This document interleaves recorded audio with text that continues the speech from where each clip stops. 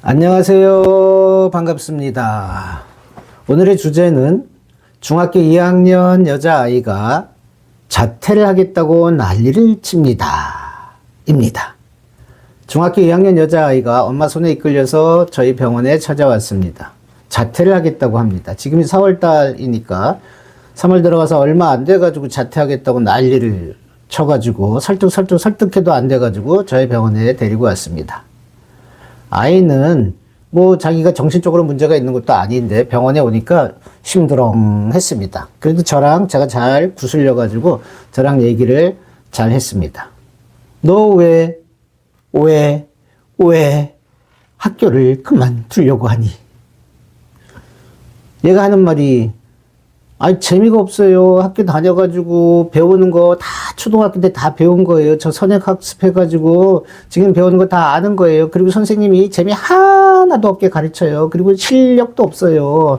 그런데 제가 거기 앉아가지고 5-6시간을 앉아있는 거 정말 괴로워요. 야, 그럼 너 친구라도 사귀지. 학창시절이라는 게 있지 않냐. 선생님, 친구 1학년 때 다 사귀었어요. 저 이제 친구 필요 없어요. 그리고요, 지금 여기 있는 애들은 마음에 드는 애 한 명도 없어요. 친한 친구들은 이미 다 사귀어가지고요. 저 자퇴해도 걔네들이랑 친하게 지낼 수 있어요. 선생님, 혹시 자해 파티라는 거 아세요? 응? 자해 파티? 자해 파티가 뭔데?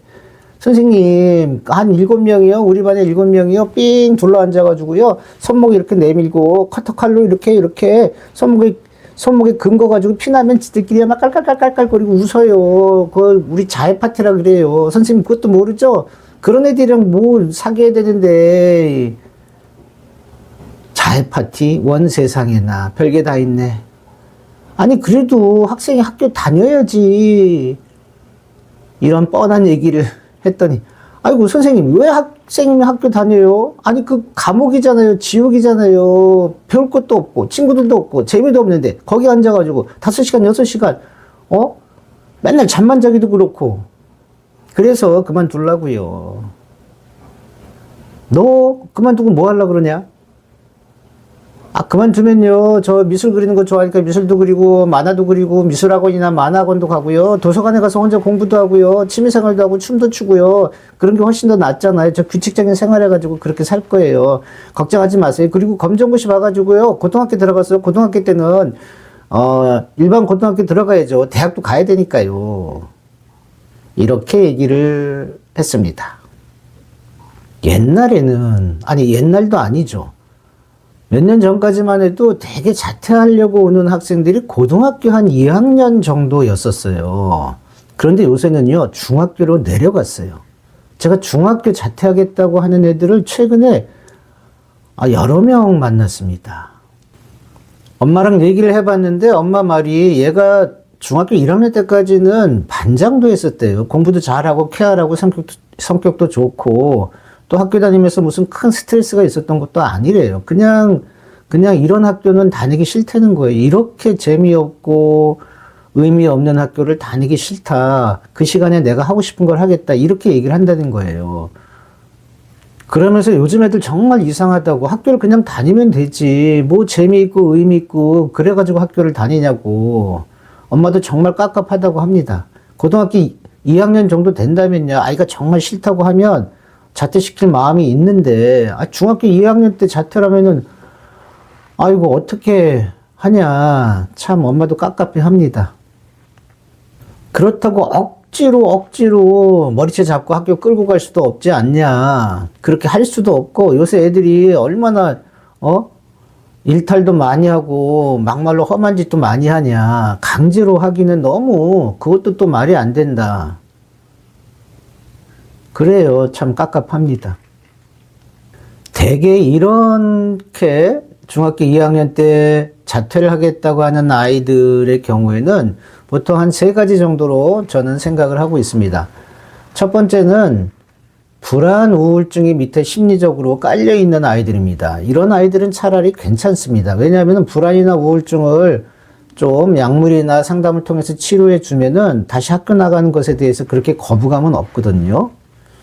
특히 이 우울증이 있는데 우울증을 우울하다, 막 슬프다 이런 우울의 정서 대신에 청소년 때는 이런 일탈 행동이나 지각이나 게임 중독이나 자퇴하겠다고 하거나 이런 행동의 문제로 나타나는 경우가 아주 많아요. 이것을 정신과에서는 가면 우울증이라고 합니다. 실제 우울증으로 나타나는 게 아니라 가면을 쓰고 어떤 행동의 문제나 일탈의 문제로 나타나는 경우가 있거든요. 이렇게 자퇴하는 아이들이 이런 우울증이 깔려 있는 게 아닌지 확인을 해보고 필요하면 우울증 약도 주는데 이런 아이들은 사실은 좋습니다. 왜냐하면 치료하면은 또 학교 갈 수가 있으니까요. 그 다음에 두 번째가 학교 내에서 어떤 사건이 있었던 경우에 친구들하고의 왕따 문제라든지 선생님하고의 관계가 안 좋다든지 또는 학업에 대한 어떤 심한 부담 때문이라든지 어떤 스트레스 요인이 있어서 그것 때문에 안 가려고 하는 경우도 꽤 있거든요. 이런 경우는 그 스트레스를 파악해가지고 잘 학교 선생님이나 부모님이 잘 협조해서 풀어주면 또 학교에 갈 수도 있는 그런 이유 중에 하나입니다. 또 세 번째가 뭐냐면 이게 제일 큰 문제인데 그냥 안 다니는 거예요. 아까 얘처럼 재미도 없고 의미도 없고 감옥 같다. 그래서 안 가겠다고 하는 경우입니다. 이 세 번째는 정말 아이들을 설득하기가 아주 어렵습니다. 그렇다고 얘네들 말대로 그냥 놔두면 될 것 같아요? 아니에요. 우리들도 계획하면 계획한 대로 못 하잖아요. 근데 얘네들이 뭐 미술학원 다니네, 도서관 다니네, 뭐 취미활동 하네, 규칙적인 생활 하네, 절대 그렇게 하기 아주 힘듭니다. 만약에 그런 거를 수행해낼 수 있는 아이라면 그냥 학교에 아마 잘 다닐 겁니다. 그러니까 부모님이 걱정 안 할래야 안 할 수가 없죠. 만약에 제 딸이, 중학교 2학년 딸이 학교를 자퇴하겠다고 하면은 제가 아무리 쿨하다고 해도 오케이 하겠습니까? 오케이 하기 힘듭니다. 고등학교 2학년 정도 된다면, 그래, 한 2년만 참으면 또 성인이 되고 대학도 갈 수 있으니까 하겠는데, 중학교 2학년 정말 자퇴시키기가 어렵습니다. 엄마가 저한테 물어봐요. 선생님, 어떻게 하면 좋겠어요? 저도 속으로 그럽니다. 아이고, 어머님, 정말 저도 어떻게 했으면 좋겠어요? 어떻게 할 줄 모르겠습니다. 참 괴롭습니다. 이런 경우에 저는 이런 대안을 제시합니다. 첫째는 우선은 얘가 우울증이 있던 없던 간에 우울증 약을 먹으라고 권고를 합니다. 이런 가면 우울증이 있으니까 일단 최소 한 달 정도는 약을 먹어보자. 그리고 약을 먹는 동안에는 자퇴는 하지 않는다. 대신 요새는 뭐 숙려기간이라고 해가지고 조퇴를 좀 자유롭게 하거나 아니면 상담실로 대신 가서 그 수업을 대처하는 게 있거든요. 한 달 가까이 그런 기간을 주는 것 같더라고요. 그러니까 지금 자퇴하지 말고 숙려 기간을 갖고 그 대신에 그동안에 우울증 약을 먹고 그리고 나서도 네가 생각이 바뀌지 않으면 그때 자퇴를 심각하게 의논하자. 이렇게 얘기를 합니다. 그리고 아이한테도 얘기합니다. 네가 아무리 지금 자퇴를 하고 싶다고 해도 엄마가 그래 너 자퇴해라 이렇게 할 수는 없지 않냐. 엄마 입장을 생각을 해봐라. 얼마나 걱정이 되겠니. 그러니까 자퇴를 하기 전에 최소한의 네가 예의를 지켜야 되는데 그게 뭐냐면 한 달이라도 네가 다녀보려고 하고 선생님이 약이 필요하니까 약을 먹자고 하면 네가 최소한 그 정도는 해줘야 되지 않겠냐.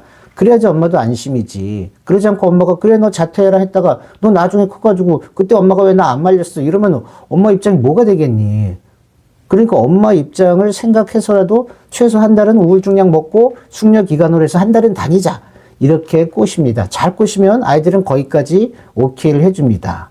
그럼 장점이 뭐냐면 4월달이니까 한 달 잘 버티면 또 5월 이렇게 넘어가거든요.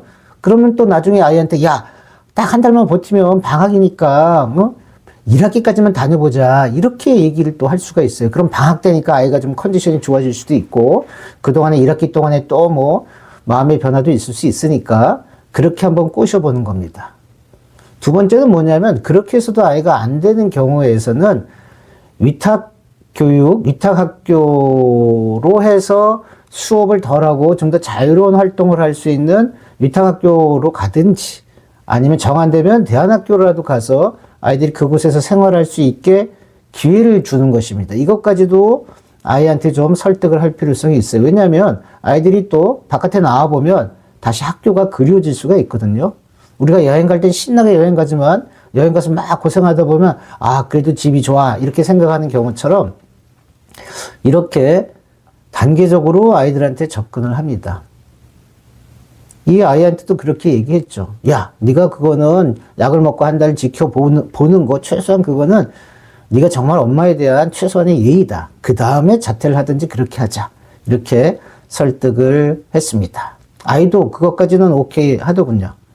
아이가 뭐 똑똑하고 쾌활하고 자기 생각은 있으니까 똑똑하고 쾌활하면 학교를 다니지. 정말 이해를 못하겠습니다. 정말 요새 애들 정말 이해를 못하겠습니다. 그래서 오늘의 결론, 내 아이가 말썽 없이 학교만 잘 다니면 정말 땡큐다. 정말 고맙다. 이렇게 생각하셔야 합니다. 아니, 학교 다니는 게 당연한 게 아니냐? 그렇게 생각하시면 안 됩니다. 지금 아이들은 학교 다니는 거 당연한 거 아닙니다. 힘든 거 잘 참고 다니고 있는 것입니다. 부모님을 위해서, 엄마 마음 안 아프게 하기 위해서 꾸역꾸역 열심히 학교를 다니고 있는 아이들 아주 많습니다.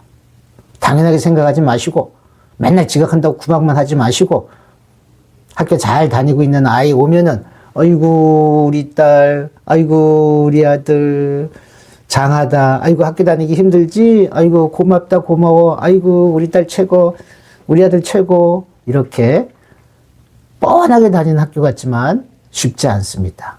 아이들 칭찬해 주시고 속으로 감사하게 생각하세요. 여러분들의 자녀를 학교 잘 다니고 건강하게 좋은 친구 만나고 2학년 공부도 잘하게 학교 잘 다니도록 응원하겠습니다. 감사합니다.